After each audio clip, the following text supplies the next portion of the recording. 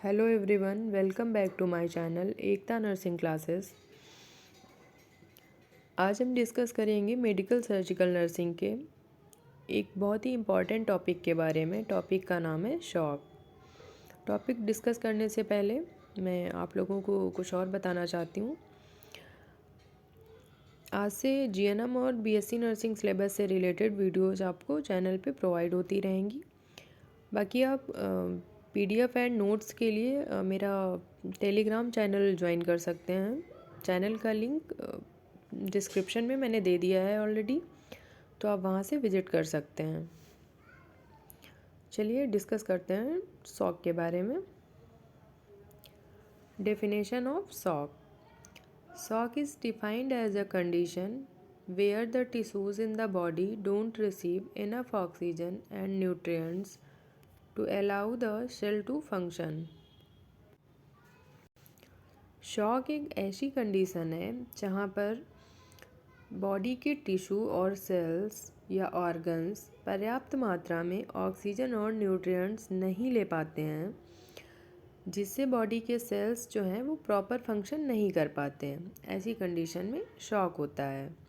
Second definition है, shock is a medical emergency in which the organ and tissue of the body are not receiving an adequate blood flow. Shock एक medical emergency है जिसमें body के organs या tissue पर्याप्त मात्रा में blood नहीं ले पाते हैं। अगर बॉडी के सेल्स को पर्याप्त मात्रा में ब्लड नहीं मिल पा रहा है तो बॉडी को ऑक्सीजन भी ब्लड के थ्रू ही मिलती है। अगर ब्लड फ्लो नहीं प्रॉपर हो पा रहा है तो सेल्स को ऑक्सीजन भी नहीं मिल पाएगी, जिससे वे फंक्शन नहीं कर पाएंगे। नेक्स्ट है क्लासिफिकेशन ऑफ शॉक। शॉक कितने तरह के होते हैं? तो total 6 type of shocks. First is cardiogenic shock, second is hypovolumic shock, third is obstructive shock, fourth is neurogenic shock, fifth is anaphylactic shock and next last septic shock. अब one by one हम discuss करेंगे। तो पहला है cardiogenic shock. It's occur due to systolic और diastolic dysfunction in which heart suddenly can't pump enough. यहाँ पे bit गलती से हो गया है, blood to meet your body need. Cardiogenic shock जो है, कार्डियोजेनिक शॉक में मेनली क्या होता है, सिस्टोलिक या फिर डायस्टोलिक डायसफंक्शन हो जाता है। यानी सिस्टोलिक प्रेशर और डायस्टोलिक प्रेशर जो होता है, ब्लड प्रेशर जब आप मेजर करते हैं तो दो तरह के प्रेशर होते हैं। एक तो सिस्टोलिक प्रेशर होता है और दूसरा डायस्टोलिक प्रेशर होता है। तो या तो सिस्टोलिक प्रेशर एबनॉर्मल होगा या फिर डायस्टोलिक प्रेशर एबनॉर्मल होगा। In which heart suddenly can't pump. Heart जो होता है वो सडनली ब्लड पंप करना बंद कर देता है। अचानक से वो ब्लड पंप करना बंद कर देता है, यानी या तो बहुत तेज़ ब्लड पंप करेगा या बहुत ही स्लो पंप करेगा, एक समान नहीं पंप करेगा वो। तो जितनी बॉडी की नीड होती है, जिस अकॉर्डिंग बॉडी को ब्लड चाहिए, उस अकॉर्डिंग हार्ट जो है ब्लड को पंप नहीं कर पाता है, तब कार्डियोजेनिक शॉक होता है। नेक्स्ट है hypovolemic shock. It's occur due to the intravascular fluid loss. Body के किसी भी पार्ट से एक्सेसिव ब्लीडिंग स्टार्ट हो गई है तो ऐसी अवस्था में हाइपोवॉल्यूमिक शॉक होने के ज़्यादा चांसेस होते हैं। नेक्स्ट है obstructive shock. It's occur when there are physical obstruction in the blood flow. Obstructive shock कब होता है, जब बॉडी में कहीं पर फिजिकली यानी ब्लड फ्लो जिस वेन्स आर्टरी से हो रहा है तो वहाँ पर कोई फिजिकल ऑब्स्ट्रक्शन हो गया है, जिसकी वजह से ब्लड फ्लो नहीं हो पा रहा है, ब्लड आगे की तरफ नहीं बढ़ पा रहा है और आगे के जो ऑर्गन्स हैं बॉडी के उन्हें ब्लड नहीं मिल पा रहा है। तो ऐसी कंडीशन में ऑब्स्ट्रक्टिव शॉक होने के चांसेस होंगे। नेक्स्ट है neurogenic shock. It's occur from trauma that leads to spinal cord injuries in which damage your nervous system after spinal cord injury।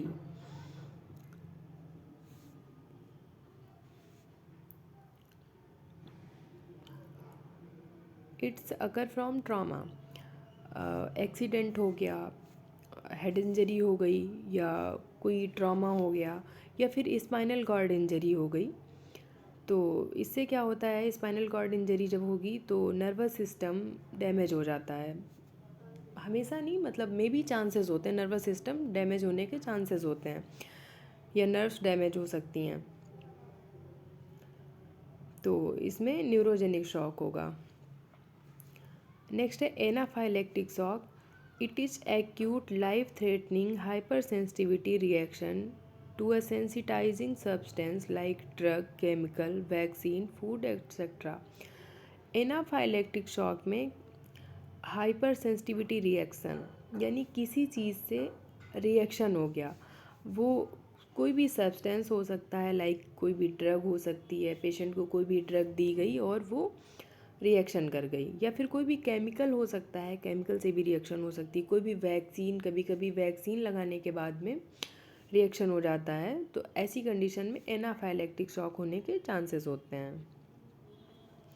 Next and last है septic shock, also known as blood poisoning. Septic shock को blood poisoning के नाम से भी जाना जाता है। That condition caused by infection that lead to bacteria entering blood. ये कंडीशन कब होती है, जब ब्लड में इन्फेक्शन हो गया हो, यानी बैक्टीरिया ब्लड में एंटर कर गया हो और ब्लड में इन्फेक्शन हो गया हो। तो ऐसी कंडीशन में सेप्टिक शॉक होता है, जिसे ब्लड पॉइजनिंग भी कहा जाता है। नेक्स्ट है इटियोलॉजी एंड कॉजेज़। इटियोलॉजी और कॉजेज़ सेम होते हैं, तो कंफ्यूज मत होइएगा। इटियोलॉजी लिखा होगा तो भी आपको कॉजेज़ लिखने हैं, और कॉजेज़ लिखा होगा तो भी आपको कॉजेज़ ही लिखना है। तो इटियोलॉजी में फर्स्ट है सेवियर एलर्जिक रिएक्शन। किन किन कारणों से हो सकता है, बहुत ज़्यादा एलर्जिक रिएक्शन हो गया है तो शॉक हो सकता है। Significant blood loss, excessive blood loss हो गया है, फ्लूइड लॉस हो गया है, तो ऐसी कंडीशन में भी शॉक हो सकता है। हार्ट फेलियर, हार्ट फेल हो गया है, यानी कि हार्ट ने ब्लड पंप करना बंद कर दिया है, तो ऐसी कंडीशन में भी शॉक हो सकता है। ब्लड इन्फेक्शन हो गया है, या फिर ब्लड पॉइजनिंग यानी हो गई है, तो भी ऐसी कंडीशन में शॉक हो सकता है। डिहाइड्रेशन, सीवियर डिहाइड्रेशन हो गया है, यानी फ्लूइड लॉस हो गया है, तो ऐसी कंडीशन में भी शॉक होने के चांसेस होते हैं। बर्न में भी शॉक होने के चांसेस रहते हैं। क्यों? क्योंकि फ्लूइड लॉस होता है। वोमिटिंग और डायरिया में भी सेम कंडीशन है। एंड स्पाइनल इंजरीज़ में, क्योंकि स्पाइनल कॉर्ड इंजरीज़ में ब्रेन की नर्व डैमेज हो सकती हैं, इस वजह से। नेक्स्ट है क्लिनिकल मैनिफेस्टेशन या फिर सिम्टम्स। तो यहाँ पे भी आपको कंफ्यूज नहीं होना है, क्लिनिकल मैनिफेस्टेशन और सिम्टम्स एक ही बात है। तो देखते हैं क्या है clinical manifestation. Shortness of breath, यानी ब्रीथ लेने में डिफ़िकल्टी होगी। चेस्ट पेन और प्रेशर, चेस्ट पेन होगा। वीक और एब्सेंट पल्स होगी, पल्स या तो फिर वीक होगी या फिर बिल्कुल एब्सेंट होगी। प्रोफ्यूज स्वेटिंग होगी, स्वेटिंग बहुत ज़्यादा होगी। पेल स्किन कलर होगा, स्किन कलर जो है वो येलोइश होगा। साइनोसिस, या फिर बिल्कुल स्किन का कलर जो है वो ब्लू पड़ने लगेगा, यानी कि ब्लड फ्लो नहीं होगा तो ऑर्गन्स को या सेल्स को ऑक्सीजन नहीं मिल पाएगी, और ऑक्सीजन ना मिलने की वजह से साइनोसिस होता है। एरिथमियाज, यानी एबनॉर्मल हार्ट बीट। नेक्स्ट है हाइपोटेंशन, ब्लड प्रेशर बहुत ही लो हो जाना। डिक्रीज्ड मेंटल स्टेटस, अभी अगर शॉक की कंडीशन में कोई पेशेंट है तो उसका मेंटल स्टेटस जो है वो स्टेबल नहीं होगा, डिक्रीज होने लगेगा। वीकनेस फील होगी। डिजीनेस, यानी अल्टर्ड सेंस ऑफ बैलेंस, वो खुद का बैलेंस नहीं बना पाएगा। अनकॉन्शियसनेस महसूस होगी उसे। Decreased cardiac output. नेक्स्ट है थर्स्ट एंड ड्राई माउथ, उसे प्यास बहुत तेज़ लगेगी, मुंह सूख रहा होगा। फटीग, यानी लैक ऑफ एनर्जी फील होगी, ओलिग्यूरिया लेस यूरिन पास होगी, मतलब 400 ml से भी कम। नेक्स्ट है डायग्नोस्टिक इवेलुएशन। इसके लिए कौन कौन से डायग्नोस्टिक इवेलुएशन कराए जा सकते हैं, किस तरह से डायग्नोस्टिक इवेलुएशन करेंगे। तो पहला है हिस्ट्री कलेक्शन। पेशेंट की हिस्ट्री लेंगे कि उसे पहले कभी इस तरह की प्रॉब्लम तो नहीं हुई है या फैमिली में किसी को इस तरह की प्रॉब्लम तो नहीं हुई है। नेक्स्ट है फिजिकल एग्जामिनेशन।